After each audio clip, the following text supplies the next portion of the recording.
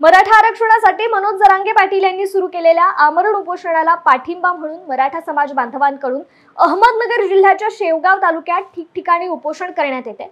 तालुक्यातील बोधेगाव येथे परशुराम महाराज विखे बालमटाकळीतील सरपंच रामजी बामदळे, उपसरपंच सर्जेराव घोरपडे तर भातकुडगाव फाटा इथे चंद्रकांत महाराज लबडे यांच्यासह मराठा बांधव उपोषण करत असून काल रास्ता रोको करत तहसीलदार प्रशांत सांगडे यांना याबाबत निवेदन देखील देण्यात आले।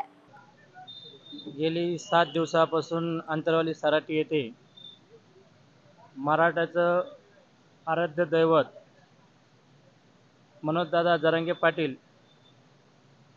आपल्या स्वतःच्या शरीराशी झुंज देत आहेत आणि पाटलाची तब्येत ही गेली 5 दिवसापासून 7 दिवसापासून खालवलेली आहे। आम्हाला त्यांचं दुःख पाहवत नाही। गेले 392 कीर्तन काल वारकरी संप्रदायाचं त्या ठिकाणी होऊन महाराष्ट्रामध्ये वारकरी संप्रदायाला मानणारा वर्ग भरपूर आहे। महाराष्ट्र हा छत्रपती शिवाजी महाराजांच्या मावळ्यांचा महाराष्ट्र आहे आणि आज जर आमच्या राजांच्या मावळ्यांना जर या महाराष्ट्राच्या मातीमध्ये न्याय मिळत नसेल, कित्येक दिवस आम्ही हक्काची लढाई लढतो, आमचंच मागतो, आम्हाला तुमचं नकोय असं आमचं दादांचं केंद्र सरकारला राज्य सरकारला मागणं आहे।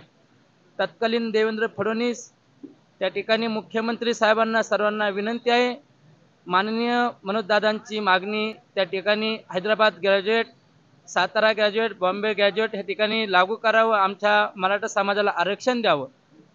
अंतरवाली सराटीमध्ये गेली काही दिवसापूर्वी गुन्हे झाले, ते आमच्या मराठा समाजावरचे गुन्हे मागे घ्यावे याच्याकरता आमचे मनोजदादा त्या ठिकाणी आपल्या शरीराशी झुंज देत आहे। तत्कालीन सर्व मान्यवर महाराष्ट्रातल्या राज्य सरकारांना माझी विनंती आहे की त्या ठिकाणी जाऊन दादांची मागणी पूर्ण करावी आणि आम्हाला मराठा समाजाला आरक्षण द्यावं। रामकृष्ण हरी।